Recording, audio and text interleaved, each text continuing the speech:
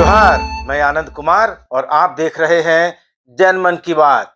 दोस्तों, लग रहा था कि कल यानी 3 जनवरी को महागठबंधन के विधायक दल की बैठक में कल्पना सोरेन को विधायक दल का नेता चुन लिया जाएगा। मुख्यमंत्री हेमंत सोरेन अपना इस्तीफा राज्यपाल सीपी राधाकृष्णन को सौंप सकते हैं और कल्पना सोरेन विधायक दल की नई नेता के तौर पर मुख्यमंत्री पद की शपथ दिलाने के लिए राज्यपाल से अनुरोध कर सकती हैं। लेकिन यह सब कम से कम अब 1 हफ्ते तक संभव नहीं हो पाएगा। राज्यपाल सीपी राधाकृष्णन आज ही शाम को चेन्नई रवाना हो गए हैं। उनके लौटने तक अब न तो हेमंत सोरेन का इस्तीफा संभव दिखाई दे रहा है और न ही कल्पना सोरेन का मुख्यमंत्री बनना।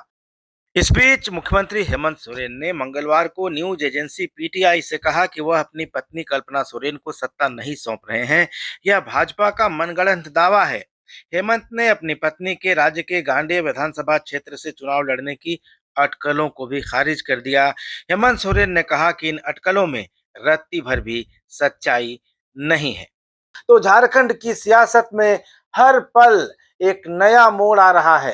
राज्यपाल के चेन्नई जाने के बारे में कहा जा रहा है कि उनका कार्यक्रम पहले से तयशुदा था।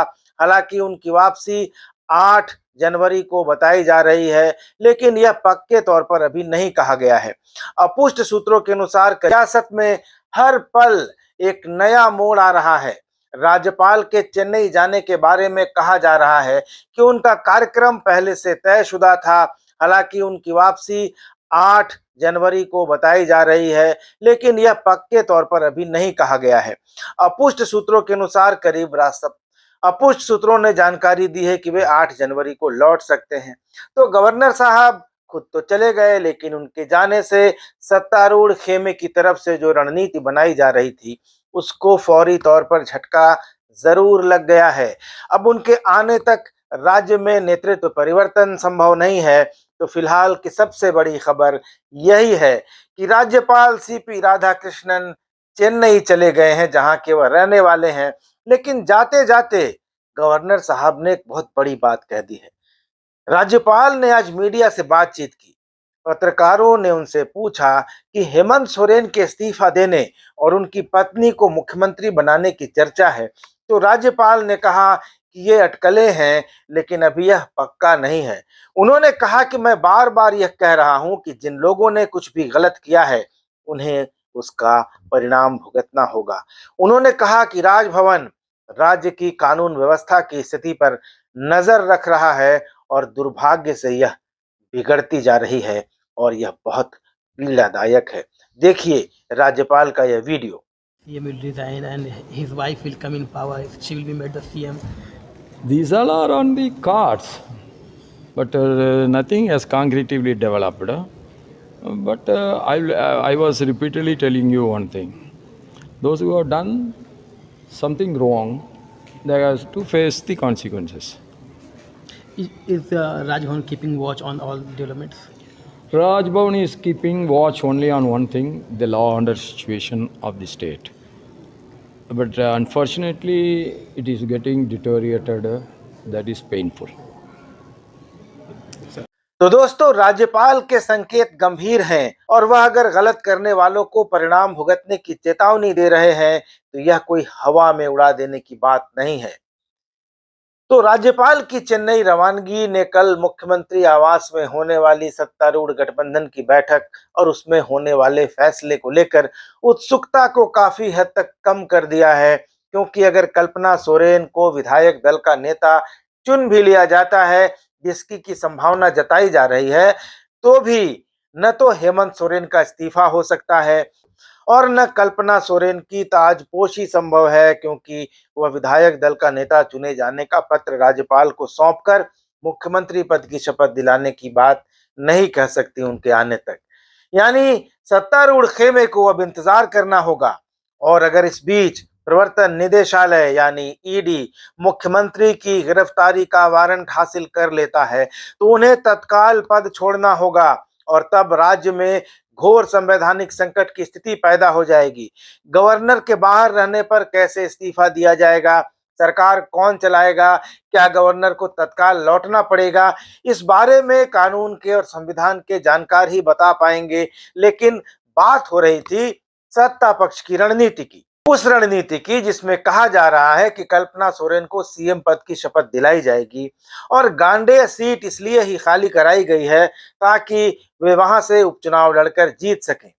भारतीय जनता पार्टी के सांसद निशिकांत दुबे ने ट्वीट करके कहा भी है कि मुख्यमंत्री हेमंत सोरेन जी परेशान हैं। उनके सचिव चौबे जी से लेकर महाधिवक्ता मिश्रा जी गांडे उपचुनाव कराने के लिए परेशान हैं।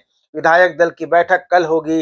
राज्यपाल के पास अपना इस्तीफा और कल्पना सोरेन जी को विधायक दल का नेता बनाने वाला पत्र राज्यपाल महोदय को एक साथ देने की तैयारी है। झारखंड के राज्यपाल से विनम्र निवेदन है कि कानूनी सलाह के बाद ही निर्णय ले। ये निशिकांत दुबे का एक्स पर किया गया ट्वीट है। लेकिन दोस्तों, लगता है कि निशिकांत दुबे जी को यह जानकारी नहीं थी कि राज्यपाल आज चेन्नई जाने वाले हैं। वैसे उन्हें बहुत अंदरूनी जानकारियां रहती हैं, लेकिन राज्यपाल की जानकारी उनके पास शायद नहीं थी। तो अब 3 जनवरी को हेमंत सोरेन का इस्तीफा होना और कल्पना सोरेन की ताजपोशी दोनों ही संभव नहीं दिख रहे हैं।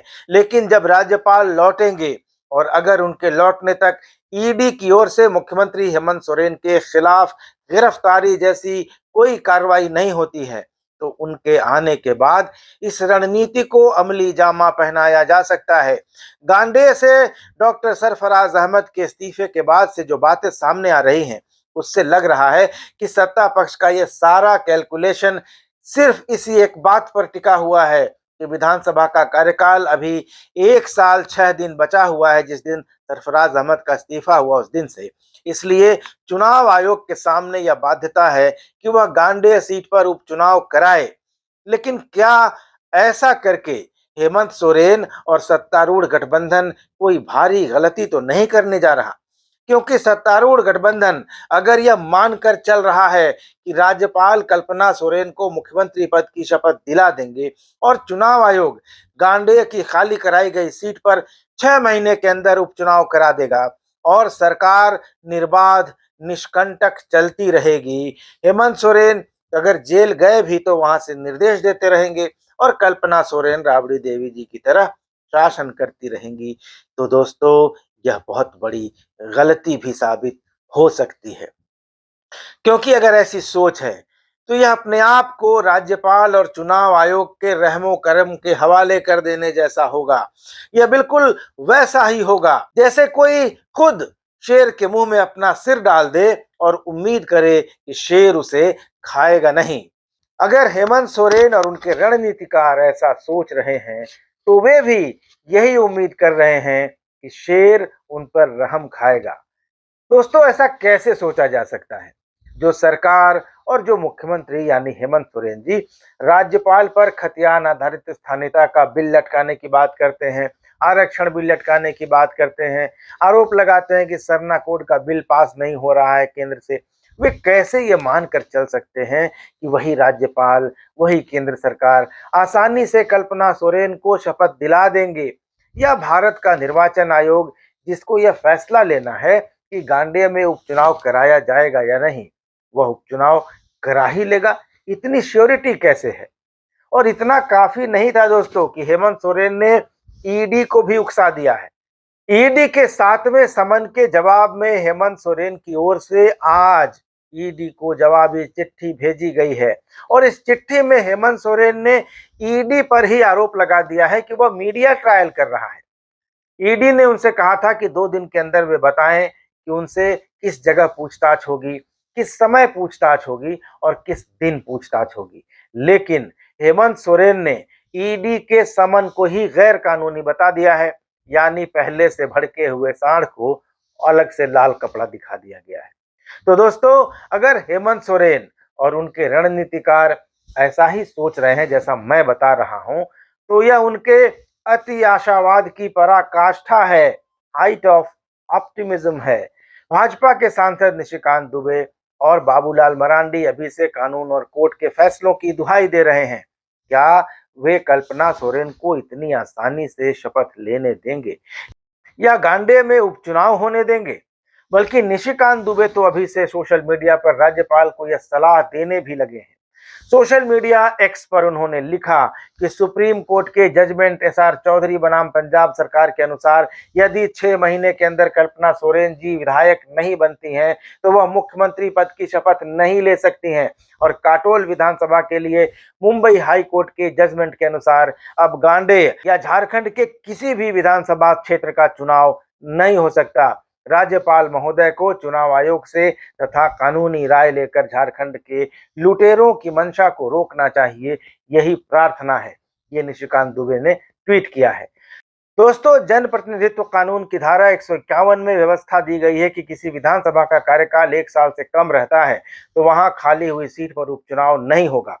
विधानसभा का गठन 5 जनवरी 2020 को हुआ था और इसका कार्यकाल 6 जनवरी 2025 को खत्म हो रहा है। वी.आर. कपूर बनाम जयललिता केस में सुप्रीम कोर्ट के फैसले में कहा गया है कि विधानसभा का कार्यकाल 1 साल से कम रहने की स्थिति में उपचुनाव नहीं होने पर कोई गैर विधायक व्यक्ति मुख्यमंत्री नहीं बन सकता है। इस मामले में संविधान के अनुच्छेद 164 के तहत किसी व्यक्ति को मंत्री या मुख्यमंत्री के रूप में नियुक्त करने का सवाल उठाया गया था।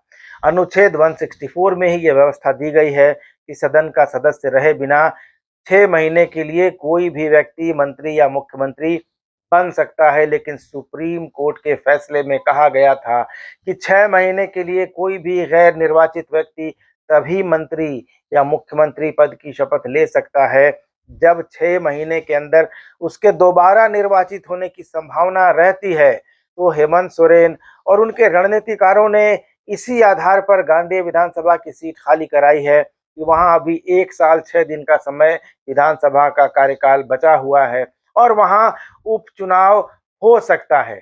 लेकिन राज्यपाल के सामने अगर भारतीय जनता पार्टी के नेता लिखित शिकायत करते हैं कि वे सुप्रीम कोर्ट के फैसले और कटोल विधानसभा के मामले में मुंबई हाईकोर्ट के फैसले के आलोक में कल्पना सोरेन को शपथ दिलाने के पहले कानूनी राय लें और राज्यपाल उनकी बात मान लेते हैं तो कल्पना सोरेन की ताजपोशी में अड़चन आ सकती है। यही नहीं, गांडेय सीट पर उपचुनाव कराना है या नहीं, यह पूरी तरह से भारत निर्वाचन आयोग पर निर्भर करेगा।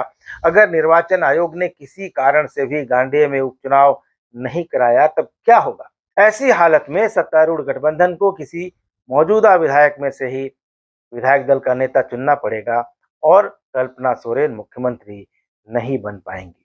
लेकिन फर्ज कीजिए कि कल्पना सोरेन को राज्यपाल मुख्यमंत्री पद की शपथ दिला देते हैं और वे मुख्यमंत्री बन जाती हैं। ऐसी हालत में उन्हें राज्यपाल कुछ समय देंगे ताकि वे एक निश्चित समय सीमा के अंदर सदन में अपना बहुमत साबित कर सकें। यहां भी पेच फंसने के पूरे आसार हैं।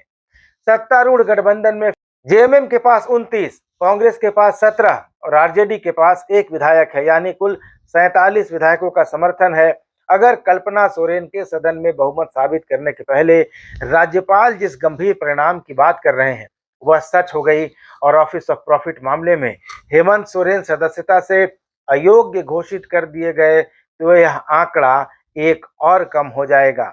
इसके बाद भाजपा कल्पना सोरेन को सीएम बनाए जाने से नाराज झारखंड मुक्ति मोर्चा के विधायकों और असंतुष्ट चल रहे कांग्रेस विधायकों को तोड़ने का प्रयास कर सकती है या कुछ विधायकों पर ईडी की जांच चल रही है, उनके साथ भी कोई कार्रवाई हो सकती है और ऐसा हुआ तो कल्पना सोरेन की सरकार गिर जाएगी।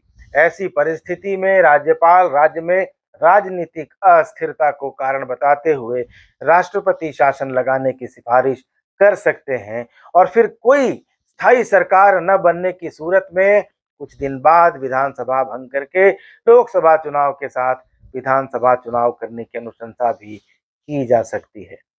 ठीक यही बात विधायक सरयू राय ने भी कल कही थी अपने एक्स अकाउंट पर। उन्होंने कहा था कि सब ठीक रहा तो गांडेय विधानसभा का उपचुनाव लोकसभा चुनाव के साथ हो सकता है, पर उसके पहले संभावित गैर विधायक मुख्यमंत्री को विधानसभा पटल पर बहुमत साबित करना होगा और यह अग्नि परीक्षा सरल नहीं होगी। फिर वैकल्पिक सरकार बनेगी या राष्ट्रपति शासन लगेगा या लोकसभा विधानसभा के चुनाव साथ होंगे। लेकिन ये सभी अभी संभावनाएं हैं। फिर भी इन सभी संभावनाओं में एक बात साफ है कि गांडेय सीट को खाली कराकर कल्पना सोरेन को सीएम बनाकर वहां से उपचुनाव जिताने की रणनीति अगर हेमंत सोरेन और उनके सलाहकारों ने बनाई है तो उन्होंने एक तरह से अपने राजनीतिक भविष्य को राज्यपाल और निर्वाचन आयोग के हवाले कर दिया है। फिलहाल जो होगा वह राज्यपाल सीपी राधाकृष्णन के चेन्नई से लौटने के बाद ही होगा। तब तक राज्य में और क्या राजनीतिक गतिविधियां आगे बढ़ती हैं, क्या डेवलपमेंट होते हैं, उन पर नजर रखेंगे और आपको बताएंगे। चैनल को अब तक सब्सक्राइब नहीं किया तो सब्सक्राइब कर लीजिए। वीडियो पर अपनी प्रतिक्रिया जरूर दीजिएगा। धन्यवाद। नमस्कार।